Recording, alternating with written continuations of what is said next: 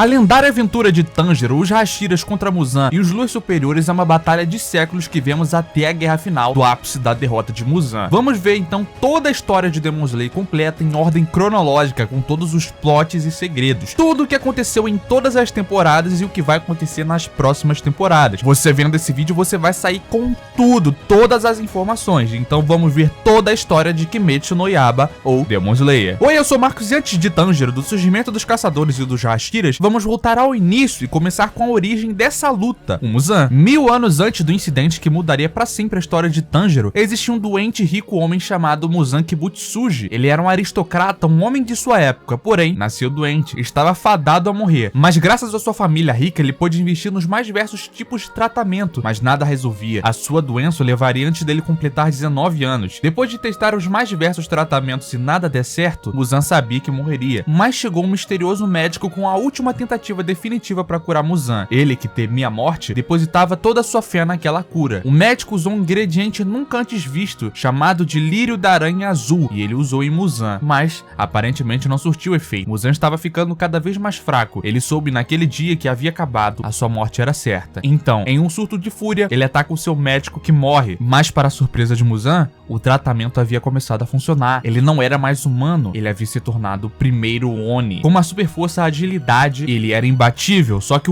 a pesquisa do tratamento do médico estava incompleta. Ao matá-lo, ele nunca mais soube como completá-la, ficando para sempre com o efeito colateral de nunca mais poder ir ao sol ou morreria. Mas para Muzan, que agora era imortal e superior aos humanos, ele não ligava pelo fato de se alimentar de carne humana. Aquilo o deixava mais forte. Agora eram eles que eram os fracos. Devido terem sua família originado ser que queria destruir a humanidade, a família de Muzan foi amaldiçoada. Seus parentes que sobreviveram carregaram a terrível maldição e todos que nasciam ali nunca sobreviveram por mais de 30 anos. Como uma espécie de castigo, essa parte da família foi amaldiçoada e eles eram conhecidos como os Ubuyashiki. A missão da vida deles era destruir o parente maligno deles. Eles então tomaram isso pra si. Pra acabar de vez com a maldição, tinham que destruir aquele Oni amaldiçoado, o Muzan. Com isso, eles criaram a lendária organização dos Demon Slayer. Avançando um pouco mais, Muzan agora exercia o seu controle. Não havia mais ninguém que podia fazer frente a ele. Ele era superior à humanidade e buscava encontrar a flor do lírio da aranha azul e completar o seu tratamento e se tornar completamente invencível, não tendo mais a sua fraqueza, o sol. Com isso, de alguma forma, o Muzan acabou abalando o equilíbrio da natureza e ele foi contrabalanceado com o nascimento de dois irmãos gêmeos. Na época em que eles nasceram, os irmãos gêmeos significavam mau presságio que as coisas não terminariam bem para aquela família. Os bebês se chamavam Michikatsu e Yorichi, e Yorichi nasceu com uma estranha marca no rosto. O pai deles decide tirar a vida de Yorichi e ter somente um filho, dando fim ao mau presságio.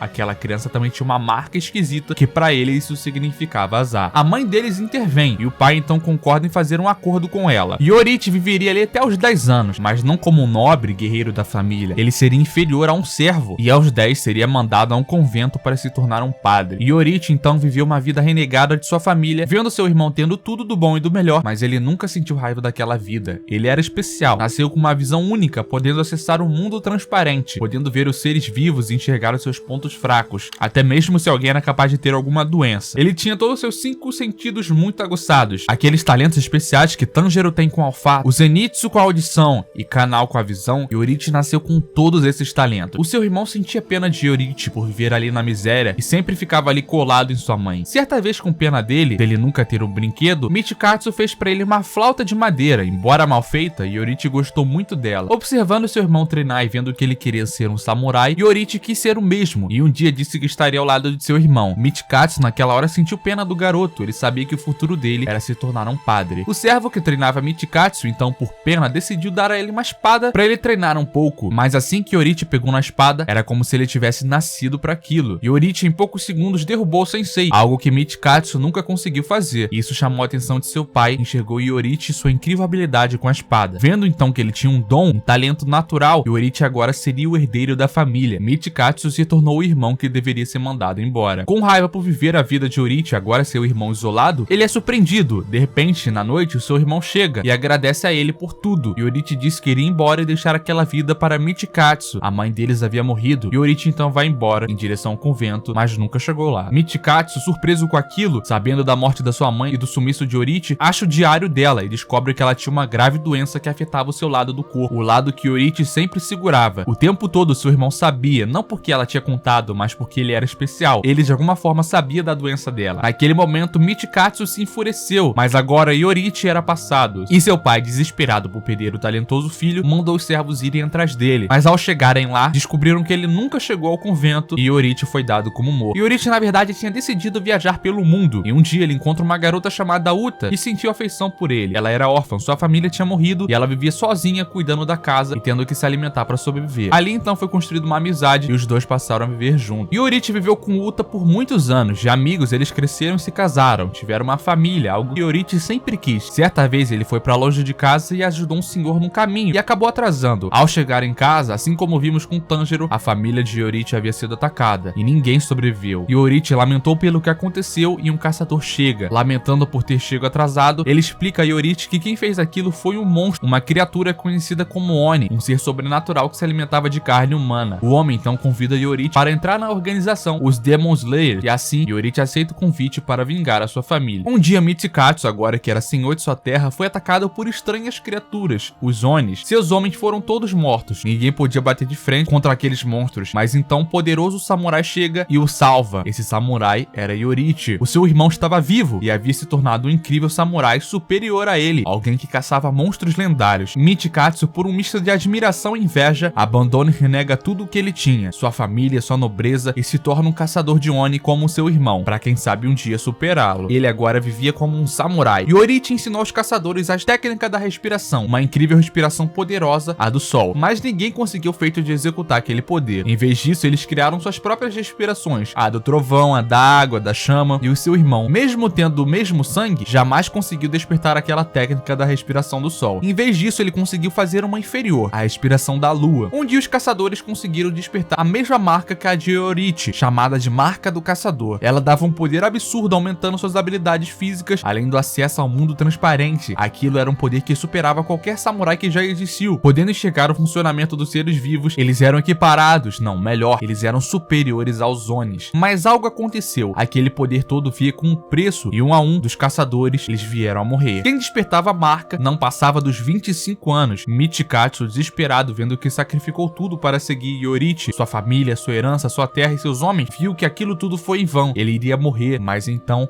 um homem aparece diante dele. Ele se chamava Muzan, dizia ser o pai de todos aqueles Onis, o criador deles, o Oni progenitor, e oferece a Michikatsu uma alternativa. Ele queria criar uma organização de Onis poderosos, assim como existiam os Demon Slayers. Ele queria ter a sua própria ordem de seguidores, e decidiu que o primeiro deles fosse um usuário da técnica de respiração. Ele disse a Michikatsu que ele não precisava morrer, poderia viver para sempre e aperfeiçoando sua técnica, e a morte jamais o alcançaria. Ele só precisava aceitar o seu sangue e se tornar um Oni. Ele seria superior a qualquer um Oni com a técnica de respiração tendo sua única fraqueza, o sol. Ele então se tornaria um Lua Superior. Michikatsu aceita aquele presente e se torna o Lua Superior 1. Ele renega sua fraqueza humana ao ponto de mudar o seu nome. Não era mais Michikatsu e sim Kokushibo. Muzan decidiu criar aquela organização com o intuito de ter mais ajuda para buscar o lírio da aranha azul e adquirir a imunidade ao sol, além também dos Luas poderem cuidar dos Demon Slayers que massacravam seus Onis. E assim foi. Muzan recrutou também uma médica chamada Tamayo, que sem querer havia atacado sua família ao se transformar, mas ela agora estava presa sob o controle do Muzan. Com Tamayo ao seu lado e os Luas superiores com a missão de encontrar o lírio da aranha azul, ele poderia completar o tratamento. Em uma madrugada, alguns dias após transformar Michikatsu, Muzan e Tamayo esbarram em um Demon Slayer. Muzan ri pelo caçador ter tocado em sua espada para tentar desafiá-lo, e admirado pela coragem, ele então se identifica, sendo o progenitor de todos os Onis, mas que era tarde, ele já havia conseguido transformar um caçador em um Oni. Ele não tinha mais interesse. Ele estava diante de Yorichi e naquele momento Yorichi havia encontrado sentido em sua vida. Era como se ele tivesse nascido só para poder derrotar aquele homem. Ele sentia cada parte do seu corpo reagindo à morte que emanava de Muzan. O confronto então começa. Muzan se surpreende com a audácia daquele caçador e parte para matá-lo, mas de repente era como se o sol tivesse o cortado. Uma técnica foi executada, a respiração do sol, e Muzan foi completamente cortado. Ele fazia força para segurar a sua cabeça e não morrer. Ele temeu, aquele homem era algo além de tudo. Ele voltou a sentir aquele medo da morte de quando era humano. Yorite não era normal, ele era seu predador natural, aquele homem com certeza iria matá-lo. O medo tomou conta de Muzan e de repente ele explode em 1800 pedaços que fogem cada um para uma direção. Yorite então conseguiu cortar por volta de 1500. Muzan escapou e seus pedaços eram suficientes para se juntarem em uma cabeça. O medo era tanto que Muzan nunca mais foi visto por esse tempo. Ele permaneceu escondido torcendo para que um dia Yorite morresse de velhice. A mulher Tamayo assistia tudo, torcendo para Muzan ser derrotado. E Yorite então viu que ela não era uma má pessoa, mesmo sendo um Oni, e pergunta se ela não poderia ajudá-lo a derrotar Muzan. Agora sim, Muzan ele retira o controle que ele tinha sobre ela e ela fica livre. Mas algo acontece. Os outros caçadores chegam falando que o irmão dele havia cedido e se transformado em Oni. Ele traiu a organização e todos os segredos deles agora eram desconhecimento de Muzan. Por ter seu irmão traído da organização e ele também ter deixado Muzan escapar e a Tamayo, Yorite foi expulso dos Demon Slayer e agora ele vagava por aí sozinho, lamentando por ter perdido tudo, a sua família, a organização, e encontra então no caminho seu velho amigo que ele sempre passava. Era uma família de amigos, a família Kamado, e lá ele lamenta tudo, contando a sua história pra eles, e também seu encontro com Muzan e de como ele deixou escapar. Ele também ensina pra eles a técnica da respiração do sol, que permaneceu na família Kamado como uma dança. Ao seu amigo Kamado, ele também deu os brincos de Hanafuda. Enquanto lamentava por aquilo tudo, a filha de Kamado fez lembrar do porquê ele fazia aquilo. Era pra salvar aquela geração. Eles ainda poderiam passar o seu sonho pra frente. O tempo passa e Michikatsu, ou melhor, Kokushibo, ou Lua Superior 1, vagava pela terra, vendo que fez a escolha certa, afinal seus companheiros que despertaram a marca haviam morrido. Yorite também desapareceu, a marca deve ter o levado, mas Kokushibo continuou vivo e com o poder dela, podendo melhorar suas técnicas. Mas então de longe, ele vê algo se aproximando. Era Yorite ainda vivo e ele se surpreende. Yorite lamenta por ver seu irmão transformado em Oni e o corpo inteiro de Kokushibo treme. Mesmo sendo velho, Yorite era tão poderoso quanto. Ele então saca sua espada, mas foi tarde demais. Yorite veio pra cima dele e ele morreria, mas em vez disso, por pena, Yorite o popou e morreu ali em pé na frente dele de velhice. Enfurecido por ser inferior ao seu irmão, mesmo tendo abdicado de sua humanidade, Kokushibo ataca o falecido Yorite e vê que ele carregava ainda aquela flauta como lembrança do seu amor por ele. Aquilo foi um misto de emoção, amor ou ódio. Kokushibo não sabia, talvez os dois. Ele então contou a Muzan que Yorite morreu. Depois de anos, finalmente o rei dos Onis pôde voltar à ativa. Ele e Michikatsu concentram toda a sua força para acabar com qualquer um que usasse a respiração do sol e seus descendentes. E assim eles permaneceram por séculos, com seus Luas superiores sendo recrutados, tendo a missão de encontrar o lírio da aranha azul e não deixar que os Demon Slayer perturbassem Muzan. E quase 1000 anos se passa. Enquanto isso, ele ainda tenta achar aquela flor, mas nunca dava em nada. Muzan então havia desistido, mas ele percebeu uma coisa. Ao transformar alguém em Oni, a pessoa ganhava um poder exclusivo. Muzan então teorizou que ele poderia tentar transformar um descendente da respiração do sol, um usuário dela, em Oni. A pessoa então poderia ser imune ao sol, afinal ela tinha afinidade com esse elemento. Mas era tarde, ele já havia caçado diversos descendentes, mas até que não. Ele ficou sabendo de uma família que executava um ritual parecido com a respiração do sol, a família Kamado daquele tempo. Ele os rastreou e deu seu sangue a eles, mas a maioria não aguentou e morreu. Apenas uma garota sobreviveu, Nezuko Kamado, e o seu irmão que estava fora volta e chega em casa. E assim começamos finalmente a primeira temporada de Demon Slayer. Tanjiro sai de casa para vender carvão em uma cidade vizinha e passa a noite fora. Ao chegar em casa, ele sente um cheiro estranho e encontra uma cena assustadora. Sua família foi atacada, mas não havia sobreviventes. Ele então percebe que não, sua irmã Nezuko ainda estava viva, mas ela então pula em cima dele, sem qualquer sinal de consciência. Ela o atacava, ela havia se transformado em um Oni, como nas histórias antigas de criaturas monstruosas. Ela o ataca para matar e ele se defende com a sua machadinha e tenta chamar a sua irmã, enquanto ela lamenta por tudo o que aconteceu. Ela começa então a alterar o seu tamanho, a crescer, enquanto tentava matar o seu irmão. Ela vê aquelas lágrimas e também chora. De algum jeito havia humanidade nela, mas de repente eles são atacados. E o Tomioka chega, ele era um Demon Slayer e iria matar aquele Oni. Tanjiro, desesperado, tenta explicar que aquele Oni era sua irmã, mas era tarde. Ela já havia se transformado em Oni. Tomioka parte pra cima, mas Tanjiro começa a lutar com ele. Admirado com as habilidades dele, Tomioka reconhece o talento dele, mas o derrota. Assim que parte pra cima de Nezuko, ele percebe que em vez dela atacar o seu irmão caído, ela o protege. Ainda havia resquícios de consciência nela. Tomioka, surpreso, a deixa inconsciente e faz uma espécie de focinheira de bambu pra Nezuko. Ao acordar, ele manda Tanjiro encontrar um homem, Sakonji Urukodaki, e explica sobre os Onis e sua fraqueza ao sol. Tomioka então parte para longe. Sua irmã Nezuko, mesmo sendo Oni, havia resquício de sua personalidade. Ela não atacava mais o seu irmão. Eles então partiram nessa jornada para encontrar Sakonji. Tanjiro roubou uma cesta de madeira e bambu e com as habilidades de encolhimento da sua irmã, ele aguardava dentro dela para poder viajar com ela durante o dia. No caminho, Tanjiro sente um cheiro de Oni, mas não era aquele mesmo cheiro de sua casa. Com a ajuda de sua irmã, eles enfrentam o Oni e conseguem o derrotar. Um homem mascarado aparece, dizendo que ele precisava ainda derrotar aquele Oni. Tanjiro hesita e o Oni morre para o sol, aprendendo também uma de suas fraquezas. O homem lamenta pela indecisão dele. Aquele homem era Sakonji. Ele foi mandado para Tanjiro, iria ver se ele tinha o potencial para se tornar um Demon Slayer. Ele então diz que Tanjiro deveria pensar no que faria se sua irmã decidisse atacar um humano. A quem ele escolheria ajudar? A humanidade ou a sua irmã? Ao chegar na casa do homem, ele decide que Tanjiro deveria passar por um teste. Se ele passasse, poderia então se tornar um aluno dele. Tanjiro deu tudo de si, passando pelo teste da montanha e usando seu olfato aguçado, ele consegue então passar e o treinamento começa. Melhorando seus sentidos e o seu fôlego, descendo e subindo diariamente a montanha e sobrevivendo às armadilhas dela, nesse meio tempo a sua irmã caiu em um sono profundo, algo que o preocupava Tanjiro. Ele temia que um dia acordaria e sua irmã estivesse morta. Enquanto treinava, praticava e aumentava suas habilidades de reflexos. Sakonji nesse tempo usava técnicas de hipnose para que Nezuko não atacasse humanos e sim os protegesse, como ela protegiu seu irmão. Depois de um ano de treinamento, Sakonji diz que Tanjiro aprendeu tudo e aqui agora deveria passar por seu teste final e cortar uma pedra gigante ao meio. Se conseguisse, ele teria autorização para passar pela seleção final e se tornar um Demon Slayer para vingar a sua família e buscar uma cura para sua irmã. Tanjiro tentou e tentou, mas não conseguiu cortar a pedra. Um dia, duas pessoas apareceram para ele, eram Makomo e Sabito. Eles eram alunos de Sakonji e iriam ajudar Tanjiro e completar o seu treinamento. Ensina para ele o conceito das técnicas de respiração, de controlar o fluxo do ar que flui através do corpo para fortalecer os seus membros, aumentando sua força física. Por 6 meses, eles treinaram e lutaram todos os dias e um dia, Tanjiro finalmente conseguiu cortar a máscara de Sabito, o derrotando. Eles então se alegram dele ter conseguido. Então, além da máscara, na verdade foi a pedra que foi cortada. Ele vai até Sakonji, que se surpreende com aquilo. Ele não queria que Tanjiro fosse para a seleção, mas agora ele tinha conseguido completar o treinamento. E agora, indicado para a seleção, ele parte e agradece pela ajuda de Makomo e Sabito. Sakonji, ao ouvir isso, ele se surpreende por ele saber os nomes de seus falecidos alunos. Tanjiro havia sido treinado pelos espíritos deles. Ele recebeu uma espada especial de Sakonji, uma lâmina Nichirin eficaz contra os Onis. Com suas habilidades e seu olfato, ele podia sentir o cheiro do fio da abertura de sua lâmina ao seu oponente, então ele estava pronto. Ao chegar na seleção final, eles são explicados que os Onis têm uma fraqueza pelas flores de glicínia. Naquela região, aquilo crescia constantemente, mesmo fora de época. Eles então aprisionavam diversos Onis naquela floresta. O objetivo deles era simples, sobreviver por 7 dias dentro do território dos Onis. Se conseguissem, se tornariam caçadores. Então Tanjiro consegue, e ele sobrevive os 7 dias, derrotando um Oni glutão, como os alunos da seleção, incluindo tinha devorado Makomo e Sabito. Ele então os vinga o derrotando com a respiração da água. Tanjiro é nomeado como um caçador, um Demon Slayer, e recebe sua própria espada Nichirin, dada por um ferreiro chamado de Haganezuka. Ele explica que cada espada recebe uma cor diferente, e a vermelha era a mais poderosa de todos, mas a de Tanjiro era normal. Então Tanjiro parte para o mundo e sua missão, agora com uma caixa feita submetida para Nezuko, dada por Sakonji. Em sua primeira missão, Tanjiro foi atrás de um Oni que sequestrava mulheres jovens. Lá, ele enfrentou um demônio com a habilidade de se esconder numa dimensão de pântano. Tanjiro consegue salvar uma garota presa em luta com esse demônio. Depois de acabar essa missão, ele parte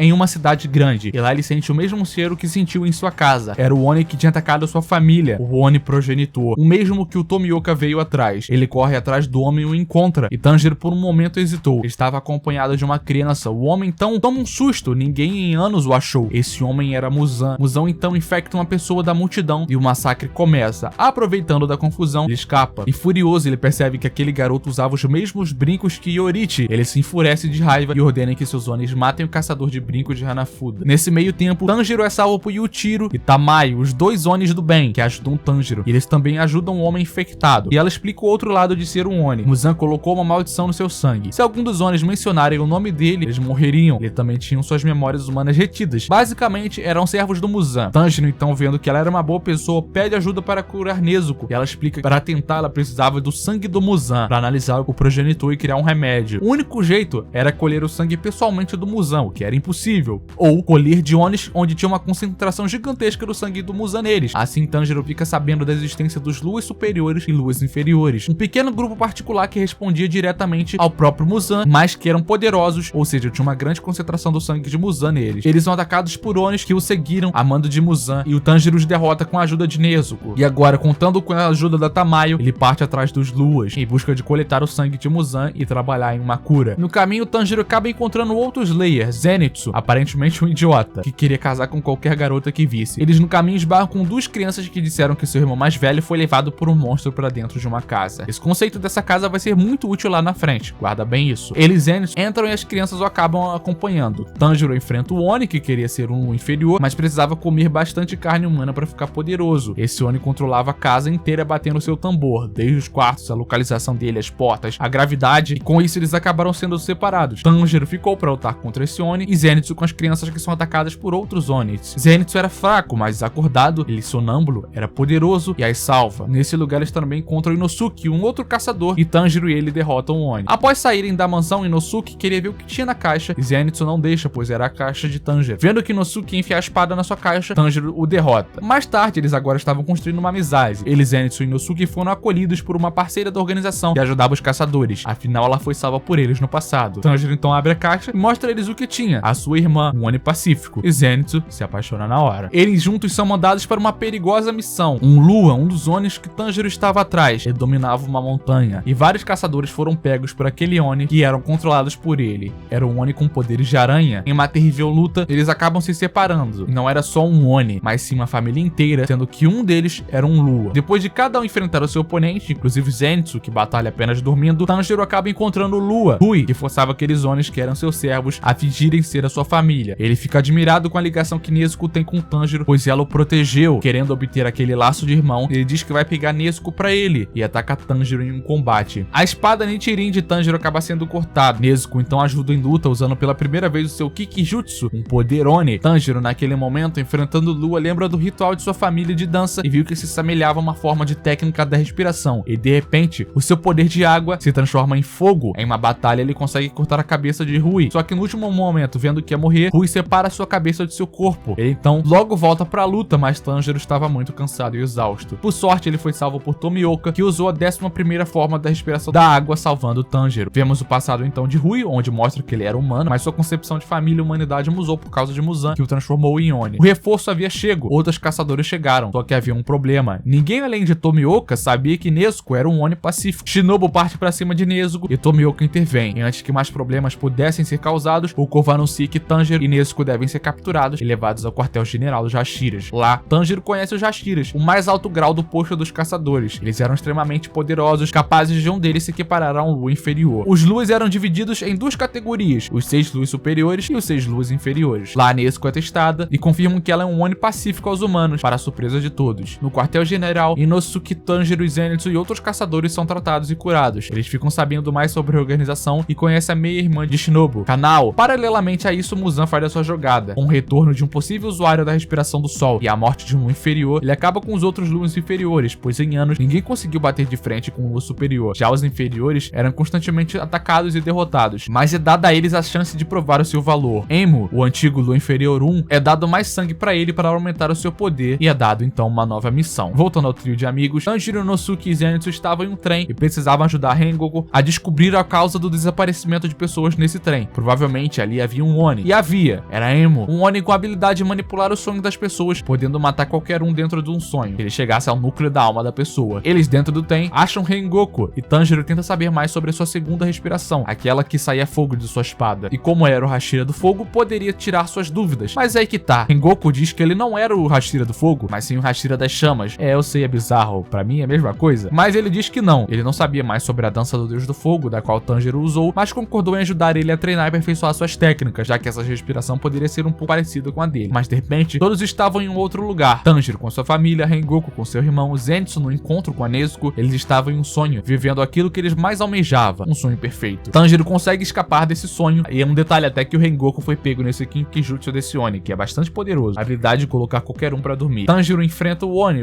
o Emu, e seu Kinkijutsu o fazia dormir durante a batalha. A solução dele para acordar é então morrer dentro do sonho e assim se libertar dele. Toda vez que ele dormia, ele então se libertava. Até que Emu mudou as configurações do sonho para pesadelo, mostrando a família de Tanjiro renegando, mas nem isso foi capaz, pois ele sabia do amor da sua família por ele, e Tanjiro consegue o derrotar. Mas havia um problema, aquele não era o verdadeiro corpo daquele Oni. O Oni havia se fundido ao trem. O seu corpo, na verdade, era o próprio trem. Agora, sendo o próprio trem, o Oni se prepara para devorar todos dentro dele, mas Nezuko os salva, e outro caçador despertou para ajudar. O counter natural do Oni do sonho era Zenitsu, que despertava seu poder quando estava dormindo, e Inosuke estava acordado. Graças a uma máscara de javali dele que o protegia, com seu olho tampado e protegido, o Oni não conseguia influenciar ele para dormir. Nezuko, Zenitsu e Inosuke lutam contra aquele Oni, e Rengoku também desperta daquele sonho. Eles se dividiram. Rengoku cuidava de 5 vagões e Zenitsu de 3, assim salvando as pessoas, enquanto Tanjiro e Inosuke foram atrás do Lua inferior. A luta foi difícil, com o Oni o tempo todo mandando Tanjiro para o mundo dos sonhos. Por sorte, Inosuke salvou Tanjiro, pois confuso com a realidade, o mundo dos sonhos tentou acordar no mundo real. E eles agora enfrentavam aquela gigantesca forma Inosuke e Tanjiro executando vários golpes, e no último momento Tanjiro, usando a respiração da dança do deus do fogo, do sol, acaba derrotando aquele Oni, causando o descarrilamento do trem, o derrotando de vez. Agora todos exaustos, Rengoku aparece para ajudar, e mal deu tempo de comemorar aquela vitória quando eles são surpreendidos, não pelo Lua inferior de volta em ação, porque ele foi derrotado, mas sim o Lua superior, o Lua superior 3, a Akaza, o terceiro mais forte, parte para cima de Tanjiro, que é salvo por Rengoku, que corta o braço de Akaza, e em poucos segundos o braço dele regenera completamente, mostrando quão poderoso era aquele Oni dos outros Luas. Agora na frente deles havia um inimigo que talvez um único Hashira não conseguisse derrotar. Admirado pela força de Rengoku, Akaza tenta convencer a ele se tornar um Oni, ele nega. Depois da grandiosa luta, e de no final, mesmo diante da morte Rengoku ter negado se transformar em Oni, Rengoku renega o sangue de Oni, e sabendo que ia morrer, ele gasta suas últimas forças segurando Akaza, e o sol estava prestes a nascer. Akaza então foge desesperado, e Tanjiro tenta ir atrás dele, mas Akaza foge. Akaza era um Oni diferente, ele queria ter batalhas incríveis e superar o seu limite, não era puramente um predador de humanos. Akaza foge, e Rengoku dá seus últimos suspiros e morre. Tanjiro, culpado, decide transmitir as últimas palavras de Rengoku para seu pai, e após algumas das discordâncias, ele descobre que o pai de Rengoku foi o antigo Hashira das Chamas, mas que depois da morte de sua esposa, ele se afundou na depressão e na bebida. Ele renega saber sobre aquele mundo dos Demon Slayers e sobre a respiração do sol que Tanjiro podia usar, mas então ele escuta a mensagem que Rengoku deixou para Tanjiro. Antes de morrer, o seu filho queria que ele cuidasse da sua saúde. O pai dele, então, emocionado e tocado com aquilo, decide contar o que sabe sobre essa respiração. Essa respiração foi a primeira respiração a ser criada, que os usuários dela tinham uma estranha marca na testa. Então,